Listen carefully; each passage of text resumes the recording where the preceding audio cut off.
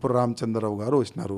మా డిమాండ్ ఏముందంటే ఇప్పుడు మంచి యొక్క సమయం ఉన్నది. ఒక యుద్ధం మనం ఈ కాంగ్రెస్ గవర్నమెంట్తోని ఎంఐఎంతోని ఈ చనిపోయిన బీఆర్ఎస్తోని మనం చేస్తేనే నెక్స్ట్ గవర్నమెంట్ మనకు వస్తుందని ఆ ఉద్దేశం మాకుండే. రామచంద్రరావు గారు గుడ్ పర్సన్, ఒక మంచి అడ్వకేట్, ఒక మంచి రైటర్, కానీ మాకు ఫైటర్ కూడా కావాలి దాని ఎంబడి. ఆయన లోపల ఫైటర్ లేరని అంటున్నారా? ఇప్పుడు రామచంద్రరావు గారు ఒక ఫైటర్ కానీ ప్రయత్నం చేస్తారు. గతంలో ఆయన చాలా ఫైట్ కూడా చేసి చాలా మంచి వ్యక్తి. కానీ మా ఉద్దేశం ఏముందంటే ఇంకా చాలామంది ఎంపీస్ ఉన్నారు, ఎమ్మెల్యేస్ ఉన్నారు, ఎమ్మెల్సీ ఉన్నారు, దాంట్లోకి ఎవరికైనా ఇస్తే చాలా బాగుంటుంది మా వ్యక్తిగతంగా ఒక ఆలోచన ఉండే. ఇప్పుడు రామచంద్రరావు గారు వచ్చినారు, నెక్స్ట్ ఒక బై ఎలక్షన్ ఉన్నది, నెక్స్ట్ ఇంకా వేరే ఎలక్షన్స్ కూడా వస్తున్నాయి, లోకల్ ఎలక్షన్, మున్సిపల్ ఎలక్షన్ చాలా వస్తుంది. దాంట్లో కూడా బీజేపీకి లాభం వస్తుందని అనుకుంటున్నాను. ఇప్పుడు దీంట్లో ఒకటి తెలిసిపోతుంది. ఇప్పుడు రామచంద్రరావు అన్న మంచి వ్యక్తి, కానీ ఆయన ట్రాప్ అయ్యిండు.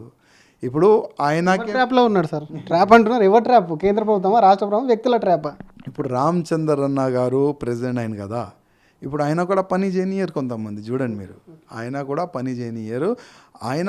ఆయన మంచి తెలంగాణకి స్ట్రాంగ్ చేయాలి, గవర్నమెంట్ రావాలని ఆయన కూడా ప్రయత్నం చేస్తారు. ఏదైనా ప్రెసిడెంట్ తెలంగాణకి అయితే 100% ప్రయత్నం చేస్తారు. కానీ ఇప్పుడు నాకెంత ఇబ్బంది చేసినారు. 11 years నా కాన్స్టిట్యున్సీలో నా వ్యక్తిలో ఉండకూడదు, నా జిల్లాలో నా వ్యక్తి ఉండకూడదు, నా కాన్స్టిట్యున్సీలో కార్పొరేటర్ వాళ్ళ వ్యక్తి ఉండాలి, జిల్లా ప్రెసిడెంట్ వాళ్ళ వ్యక్తి ఉండాలి. ఇట్లాంటి చాలా సంవత్సరాల నుంచి జరుగుతూనే ఉన్నాయి. ఇప్పుడు కూడా రామచంద్రరావు కూడా అట్లనే చేస్తానని నేను అనుకుంటున్నా. ఇంకోటి, దాదాపు 119 కాన్స్టిట్యున్సీ ఉన్నది. 190 కాన్స్టిట్యున్సీలో 180 కాన్స్టిట్యున్సీలో వాళ్ళ దృష్టి పడదు. కానీ వాళ్ళ దృష్టి ఎక్కడ ఉంటుంది? రాజాసింగ్కి ఇబ్బంది పెట్టాలి, రాజాసింగ్ కాన్స్టిట్యున్సీకి ఇబ్బంది పెట్టాలి, రాజాసింగ్ జిల్లా ప్రెసిడెంట్కి ఇబ్బంది పెట్టాలి, రాజాసింగ్కి ఇబ్బంది పెట్టాలి. అరే మీకు లాభం ఏముంది? ఇది నాకు మీరు డిస్టర్బ్ చేస్తే మీకు లాభమా?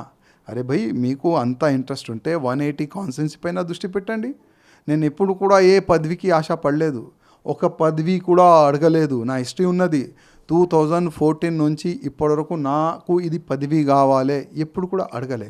ఇప్పుడు ఎందుకు నేను లేచినా అంటే కొన్ని తప్పులు జరుగుతున్నాయి, ఎవరు కూడా ముందుకు వస్తలేదు. ఇవాళ ఇట్లాంటి తప్పులు వీలే చేసుకుంటా ఉంటే మళ్ళీ పార్టీకి ఇంత నష్టమని జస్ట్ నేను ఒక చిన్న ప్రయత్నం చేసిన. మీ పార్టీ నేతలు చెప్తున్నారు రాజాసింగ్ సీరియస్గా ప్రెసిడెంట్ అడిగింటే ఆలోచిస్తుంటే కావాలనే పార్టీని కొంత డిస్టర్బ్ చేసిండు అనేది కూడా కొంత ఆరోపణలు. నా వల్ల ఎప్పుడు కూడా పార్టీకి డిస్టర్బ్ కాలేదు. అందుకోసం నేను మరీ కూడా మా కేంద్ర అధికారులకి, మా నాయకులకి రిక్వెస్ట్ చేస్తున్నా, ఒక్కసారి రిపోర్ట్ తెప్పించుకోండి. తెలంగాణలో ఏమి జరుగుతుంది, ఒకవేళ రాజాసింగ్ వల్ల తప్పు జరిగింది అంటే మీరు ఏ పనిష్మెంట్ ఇస్తే ఆ పనిష్మెంట్కి నేను రెడీ ఉన్నా. మీరు రిపోర్ట్ తెప్పించుకోండి. అసలు ఎందుకు మనం ఎక్కడెక్కడ ఫెయిల్ అవుతున్నాం? 2014లో ఎందుకు ఫెయిల్ అయినాము, 18లో ఎందుకు ఫెయిల్ అయినాము, 23లో ఎందుకు ఫెయిల్ అవుతున్నాము? ఇవాళ ఎంతమంది ఎమ్మెల్యేస్ గెలిచినారు కదా, ఆ ఎమ్మెల్యే ఎక్కడున్నారు? ఏ ఎమ్మెల్యేకి ఎక్కడ మర్యాద దొరుకుతుంది? ఏ ఎంపీకి ఎక్కడ మర్యాద దొరుకుతుంది? అసలు నా పార్టీ అనేవాళ్ళు మొత్తం పార్టీకి సర్వనాశనం చేస్తున్నారు కదా. ఇవాళ ఎంతోమంది వేరే పార్టీ ఏడ్చి బీజేపీలో చేరుకున్నారండి ఒక విశ్వాసంతో.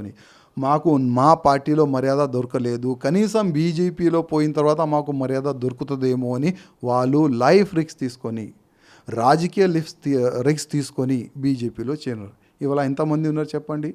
మా జితేందర్ అన్న వెళ్ళిపోయిండు, విజయశాంతి గారు వెళ్ళిపోయినారు, నాగం జనార్దన్ రెడ్డి గారు వెళ్ళిపోయినారు.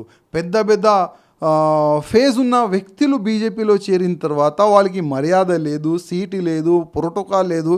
పాపం అందరు వెళ్ళిపోయినారు బీజేపీ విడిచి. ఇప్పుడు ఉన్న వాళ్ళకన్నా దక్కుతుందా సార్? ఇప్పుడున్న ఎమ్మెల్యేల ఎంపీల కన్నా మర్యాద గెలిచిండ్రు కదా 200%. ఇప్పుడు కూడా ఎవరు కూడా మర్యాద దొరకదు.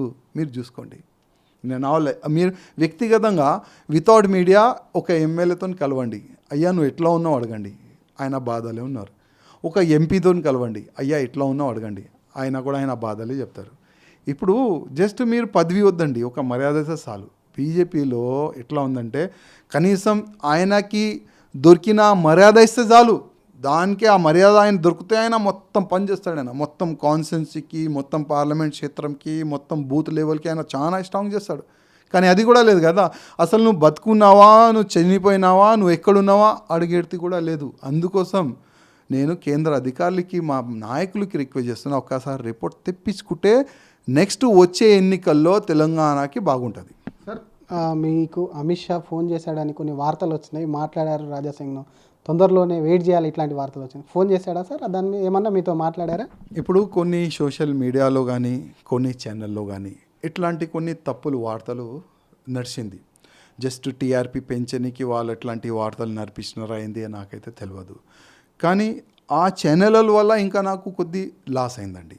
ఎందుకంటే అమిత్ షా డైరెక్ట్ రాయాసింగ్కి ఫోన్ చేస్తుండు, మోదీ గారు డైరెక్ట్ రాయాసింగ్కి మెసేజ్ పెడుతుండు. ఇట్లాంటి కొన్ని సోషల్ మీడియాలో, యూట్యూబ్ ఛానల్లో, కొన్ని మీడియాలో కూడా జరిగింది. జస్ట్ అది టీఆర్పీ గురించే. కానీ అదే ఛానల్లో నడిచే ఆ వీడియోని డౌన్లోడ్ చేసి ఒక పెన్ డ్రైవ్లో వేసి మా నాయకులు ఢిల్లీకి పంపిస్తున్నారు. ఇక్కడున్న నాయకులు ఢిల్లీకి పంపించి చూడండి రాజాసింగ్ ఈ విధంగా ఒక న్యూస్ తయారు చేసి ఈ విధంగా ఆయన చాలా పెద్దోడు, ఈయనకే డైరెక్ట్ అమిత్ షా గారు ఫోన్ చేస్తుండు, మోదీ గారు ఫోన్ చేస్తుండు, ఈ విధంగా ఆయన బిల్డప్ చేయడానికి కొన్ని న్యూస్ నడిపించిండు అని మా వాళ్ళే కటింగ్ చేసి వీడియో డౌన్లోడ్ చేసి ఢిల్లీకి పంపిస్తారు. ఆ ఢిల్లీకి పంపించిన తర్వాత మా వాళ్ళు ఏంటంటే అరే ఇట్లా అయినా పని చేస్తుండా, ఇట్లా ఇది తప్పు కదా అని అప్పుడున్న రీజన్ని వాళ్ళు యాక్సెప్ట్ చేసినారు. లేకపోతే కేంద్ర ఆశీర్వాదం నాకు ముందు కూడా ఉండే, ఇవాళ కూడా ఉన్నది, ఎప్పుడు కూడా ఉంటుంది. ఎందుకంటే నా వల్ల ఎప్పుడు కూడా బీజేపీకి నష్టం జరగలే, బీజేపీ ఓట్ బ్యాంక్ ఎప్పుడు కూడా నష్టం జరగలే. ఇవాళ నేను తెలంగాణలో ఉన్నా కదా, మహారాష్ట్రలో 35 సభలు రైలునే చేసిన ఎలక్షన్కైనా ముందే. నా వల్ల అక్కడ ఓట్ బ్యాంక్ పెరిగింది. కర్ణాటకలో అంటే ఏ నాయకులు కూడా అక్కడ వెళ్ళలే, అట్లాంటి డేంజర్ ఏరియాలో వెళ్ళి అక్కడ ప్రచారం చేసిన, అక్కడ కూడా బీజేపీ ఓట్ బ్యాంక్ పెరిగింది. మన రాజస్థాన్లో కానీ, ఛత్తీస్గఢ్లో కానీ, జార్ఖండ్లో కానీ, యూపీలో కానీ, మధ్యప్రదేశ్లో కానీ, నేను తెలంగాణలో ఉంటా, నాకేం అవసరం? నా సొంతం డబ్బులు పెట్టి అక్కడ ఉన్న నాయకులు, సంఘ అధికారులు, నాయకులు మీ ఇక్కడ రావాలి, ప్రచారంకి రావాలి, ఈ ధర్మ సభని అటెండ్ చేయాలంటే నేను పోయినా. తెలుగులో ఫాస్టెస్ట్ న్యూస్ ఇప్పుడు కొత్త అవతారంలో 5 సెకండ్లోనే పూర్తి వార్తా సమాచారం మీ చేతిలో.